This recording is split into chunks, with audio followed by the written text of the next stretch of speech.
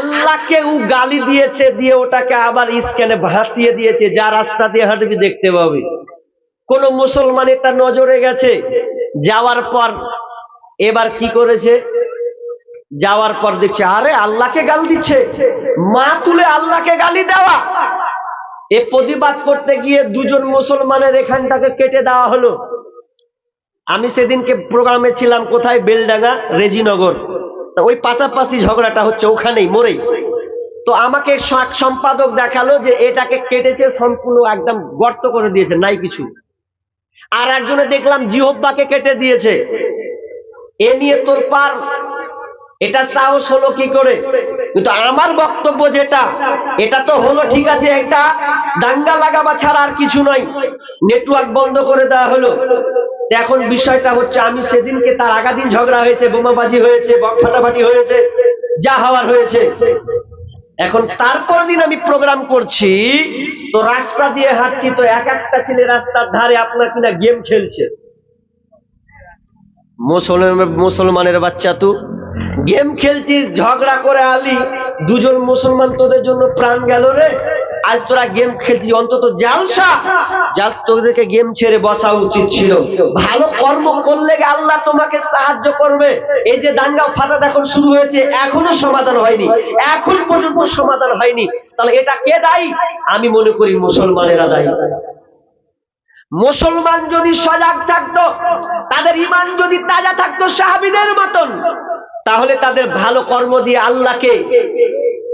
আল্লাহর সামনে অভিযোগ পেশ করলে আল্লাহ সঙ্গে সঙ্গে অ্যাকশন নিত। আমাদের ভালো কর্ম নাই, আমাদের ভালো কর্ম নাই।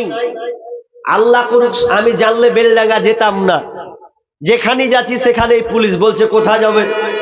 রাত 1টার সময় স্ট্যান্ডে এলাম, চারদিকে পুলিশ থই থই করছে। এমদাদুল ভাই আর আমি দুজনে আছি, কি করব, ভেতরটা হাওড়া শিয়ালদা দুক দুক করছে, কি হবে না হলে কে আবার অ্যাটাক করবে। চাপলাম বাসে, 500,000 জালি বিলে, আগে পালাই। এত অবস্থা খারাপ। তো ভালো কর্ম আপনি করেছেন, আল্লাহ বলছেন যারা ভালো কর্ম করবে, সৎ কর্ম নিয়ে আসবে, সেই পুরুষ কিংবা মহিলা হোক, যদি তারা মুমিন হয়, তাহলে তাদের থাকার জায়গা জান্নাত। এবার ভালো কর্ম কেমন করেছেন আপনি চলেন হাদিসের দিকে।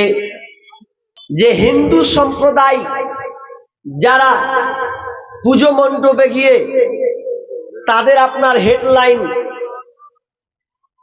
স্ক্যান, যেটা বলা হয় স্ক্যান বোর্ড, আপনার কিনা গেটে লাগাই না, লেখা ওঠে না, লেখা, ওটাতে লিখেছে, জানি না কে করেছে, উস্কানিমূলক কাজ। বেলডাঙ্গার মধ্যে কি লিখেছে, আল্লাহ মাদার, আর বাকিটা বলবো, কত নোংরা কথা লিখেছে। আজকে বর্তমান প্রেক্ষাপট বলতে হয়, আমাদের মুর্শিদাবাদ যদি এখন ঢুকেন, নেটওয়ার্ক পাবেন না। মুর্শিদাবাদ ঢুকেন তো আপনি নেট চালাতে পাবেন না। কেন? নেটওয়ার্ক বন্ধ করে দেওয়া আছে।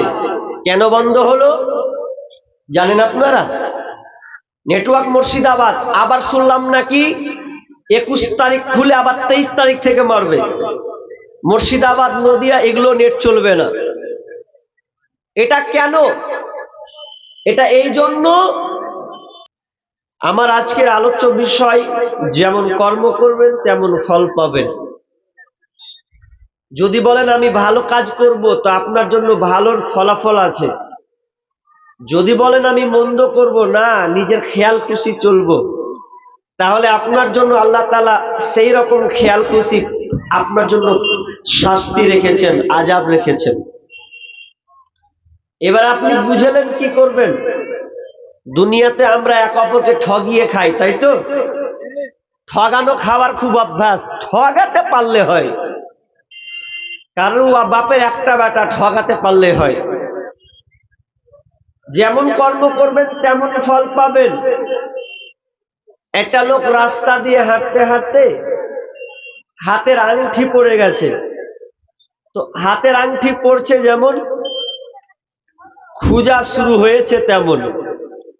খুঁজতে খুঁজতে ক্লান্তি, খুঁজে পাচ্ছে না, 1 ঘন্টা 2 ঘন্টা হয়ে যাচ্ছে, রাস্তায় আংটি হারালো, খুঁজে পাই না। তা একটা লোক দূর থেকে ফলো করছে, লোকটা কি খুঁজে, কাছে যাই, লোকটাকে বলছে, ভাই কি খুঁজো? বলছে, আমার সোনার আংটি হারিয়ে গেছে গো। আহারে বেচারা, সোনার আংটি হারিয়ে গেছে, তো আমিও খুঁজে দিই। মানে ও কত ভালো মানুষ, খুঁজে দিচ্ছে। ও খুঁজে দিতে দিতে দিতে এবার কিন্তু দেখে নিয়েছে ওই ঝুপে ঝাড়ে। বলছে, ভাই আংটি তো অনেকক্ষণ ধরে খুঁজলাম, লাইট দিয়ে মেরে মেরে পেলাম না, তো আপনার আংটির দাম কত? আপনার দেখে খুব ময়া লাগছে। বলছে, 600 টাকা। সেই সময় সোনার আংটির দাম 600 টাকা। তো এক কাজ করো ভাই, দেখে তো মায়া লাগছে, গরিব মানুষ মনে হয়, তো 300 টাকা নেন, যদি পাই তো পরে দেখা যাবে। এ 300 টাকা পেয়ে খুব হুপিয়ে গেছে, নিয়ে মারলো দৌড়। ওই 300 টাকা নিয়ে এখন কি করছে, ও যাচ্ছে কোথা, নিজে রুজি রুটি কিনবে। এবার যে 300 টাকা দিল, এবার সোনার আংটি পেয়ে ইও খুশি, যাক বেহেলিলাম, আমার 600 টাকা হলো, 300 টাকা লাভ হলো। এ স্বর্ণকারের কাছে গিয়ে বলছে, ভাই এই আংটিটা আমি বিক্রি করব, কত টাকা পাবো দেখেন তো। স্বর্ণকার আংটিটাকে নিয়ে যখন দেখছে, তো আহারে, যেমনই চেক আপ করছে, চেক করছে, তো দেখছে সারা ডুপ্লিকেট সোনা, সোনালয় পিতলের। এই যেমন পিতলের সোনা, ইকে খাপ করে ধরেছে, চল তোকে পুলিশে দিব, বোকা পেয়েছো? ডুপ্লিকেট নাম নিয়ে সোনার নাম দিচ্ছ, পিতলের জিনিস সোনা, জেলের ভাত খাইয়ে ছাড়বো তোমাকে। ই জেলে চলে গেল, জেলে ঢুকালো তো ঢুকালো, মানে একজনকে ঠগাতে গিয়ে কি হলো, নিজে ঠকলো কিনা। যেমন কর্ম তেমন ফল, এবার লেন ঠেলা। এবার জেলে ঢুকে শুরুতেই দেখছে যার আংটি হারাচ্ছে ও আগে জেলে ঢুকা আছে। তো ওকে বলছে, হ্যাঁ রে ভাই তুই কেন জেলে? বলছে, তোমার লেগে। কেন, আমি কি করুন, তুই আমাকে জাল টাকা দিলি কেন? ও যেমন বেহিছে তো ওকে বেহে নিয়েছে, 600 টাকা জাল নোট দিয়েছে ওকে। বলছে, আমি দোকানে কিনতে গেলাম, দোকানদার এইভাবে ধরলো, পুলিশকে প্রশাসনকে ফোন করলো, জেলে ভরলো, তো তুমি আমাকে ঠকেছো। তুই তো আমাকে ঠকেছিস বলছিস সোনার আংটি। দুজনে বেকায়দায় এক অপরকে ঠগালো। যেমন কর্ম, জোরে বলেন না, যেমন কর্ম তেমন ফল। আপনি মনে করছেন আমি বেঁচে গেলাম, না, আপনাকেও ঠকতে হবে কারো না কারো কাছে। এবার আমি আয়াতের দিকে যাব, আমার আল্লাহ কি বলছেন, ভালো কাজ কাকে বলা হয়, ভালো কাজ করলে আপনার ফায়দা কি আছে, কি কল্যাণ আছে। দুনিয়াতে যদি আপনি কিছু ভালো কাজ করেন, এর জন্য দুনিয়াতে প্রাপ্য পাবেন, আখিরাতেও আপনার জন্য জান্নাত। আল্লাহ কি বলেন, বিসমিল্লাহির রহমানির রহিম, ومن يعمل من الصالحات من ذكر أو أنثى وهو مؤمن فأولئك يدخلون الجنة ولا يظلمون نقيرا।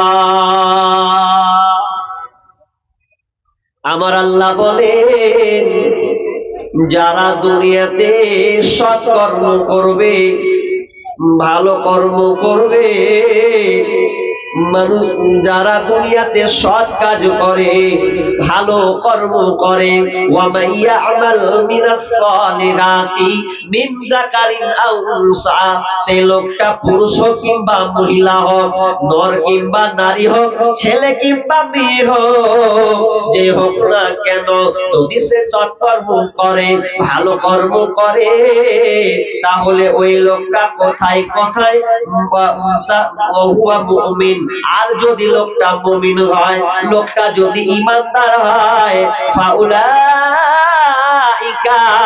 ওই লোকেরা কোথায় যাবে, ইয়াদখুলুনাল জান্নাহ, তাদের জন্য জান্নাত রয়েছে। আমার আল্লাহ এখানে শর্ত বেঁধে দিয়েছেন, যারা দুনিয়াতে সৎকর্ম করবে, ভালো কর্ম করবে, এই ভালো কর্ম শুধু নয়, ওই লোকটাকে ইমানদার হওয়া লাগবে, মুমিন মুমিনা হওয়া লাগবে। যদি মুমিন হয় আর যদি লোকটা সৎকর্ম করে, ভালো নেককার কাজ করে রে, তার জন্য রয়েছে জান্নাত। এবার বলতে চাইলাম, আল্লাহ তো বললেন ভালো কর্ম করলে তার জন্য জান্নাত, কিন্তু আল্লাহ তাআলা শর্ত বেঁধে দিয়েছেন, সেটা কি? ফাহুয়া মুমিন। যদি লোকটা, যদি মেয়েটা, যদি নরটা, যদি নারীটা আপনার কি নাম মুমিন মুমিনা হয়, তাহলে ও লোকটা জান্নাতে যাবে। এখানে আল্লাহ শর্ত বাঁধলেন, ভালো কাজ তো করবে, কিন্তু লোকটাকে কি হওয়া লাগবে? মুমিন হওয়া লাগবে। যদি এটা হতো ভালো কাজ করলে জান্নাত, যদি আল্লাহ বলতেন ভালো কাজ করলে সরাসরি জান্নাতে যাবে, তাহলে এখানে হিন্দুরা পর্যন্ত জান্নাত চলে যেত, খ্রিস্টান পর্যন্ত জান্নাত চলে যেত, বৌদ্ধ পর্যন্ত তারা জান্নাতে চলে যেত। কিন্তু না না, একমাত্র শর্ত আল্লাহ বাঁধলেন, যারা ইমানদার হবে, যারা মুমিন হবে রে, তারা কেবল জান্নাতে যাবে। তাহলে কি বলবে স্যার? যারা হিন্দু, যারা খ্রিস্টান, ওরা যদি ভালো কর্ম করে, ওরা যদি মুসলমানের উপকার করে, তাহলে কি ওরা তার প্রাপ্য পাবে না? মুফাসসিরগণ বলছেন, যদি কোনো হিন্দু কোনো মুসলমান ভাইয়ের উপকার করে, তাকে টাকা দিয়ে সাহায্য করে, কোনো আপনার হিন্দু আপনার মেম্বার প্রধান হয়, সে যদি সমান অধিকার হিসাবে দেখে, সবাইকে ন্যায্য হিসাবে দেখে, যার যার প্রাপ্য বুঝিয়ে দেয়, তাহলে মুফাসসিরগণ বলছেন ওই লোকটা জান্নাতে যাবে না, কিন্তু আল্লাহ দুনিয়াতে তাকে সে প্রাপ্য দিয়ে দেবে। আমরা দেখি অনেক সময় স্কুলে পড়ি, কলেজে পড়েছি, স্কুলে পড়তে গিয়ে হিন্দু সম্প্রদায় লোক, কোন হিন্দু ভাই বন্ধু হয় কি হয় না? হয়। হিন্দু লোক হলেও রাম আপনার কিনা গুপ্ত সেন যে হোক না কেন, আকাশ হোক না কেন, আমি তার সঙ্গে বন্ধুত্ব করলাম কেন? তার ব্যবহারটা আমাকে ভালো লেগেছে, তার কথাবার্তাটা খুব সুন্দর, আমাকে প্রজেক্ট দিয়ে সাহায্য করে, আমাকে রুটিন দিয়ে সাহায্য করে, আমাকে বই দিয়ে সাহায্য করে, এমনকি আমাকে টাকা দিয়ে পর্যন্ত সাহায্য করে, আমার পরিবারকে সে ভালোবাসে। হিন্দু ভাই আমার বন্ধু হয়েছে, তার মানে ও এর বিনিময়ে ভালো প্রতিদান দুনিয়াতে পাবে।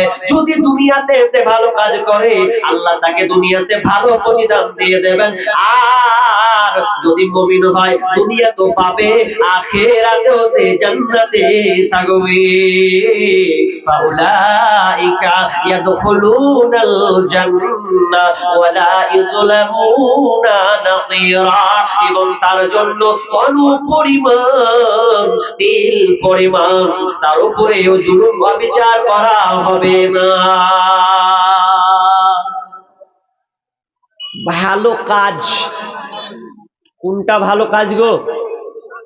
চুরি করা ভালো কাজ? হ্যাঁ না না, ভালো কাজ? কিছু বলছেন না, যে বলছে মৌলবি ওঠে হোক। চুরি করা ভালো কাজ নয়। মিথ্যা কথা বলা ভালো কাজ নাকি? অথচ মিথ্যা কথা 6 লাখ বেশি চলছে। তার মানে আমরা ভালো কাজে অভ্যস্ত নয়, মন্দ কাজে অভ্যস্ত, ভালো কাজের দিকে নাই। আপনি দেখান, আপনি জীবনে কোনোদিন ভালো কাজ করেছেন যে ভালো কাজ করার কারণে আপনি আখিরাত মুখী হবেন, আখিরাতে আপনি পাবেন, কিংবা আপনি এই রকম আশা আছে আপনার যে আমি কোনো বিপদে পড়বো, তো বিপদে পড়তে গিয়ে আমি আল্লাহকে বলবো, আল্লাহ তুমি আমাকে রক্ষা করো, বিপদে পড়েছি যে। তো কোন ভালো কাজ দিয়ে আপনি আল্লাহকে দোয়া করবেন বলেন তো?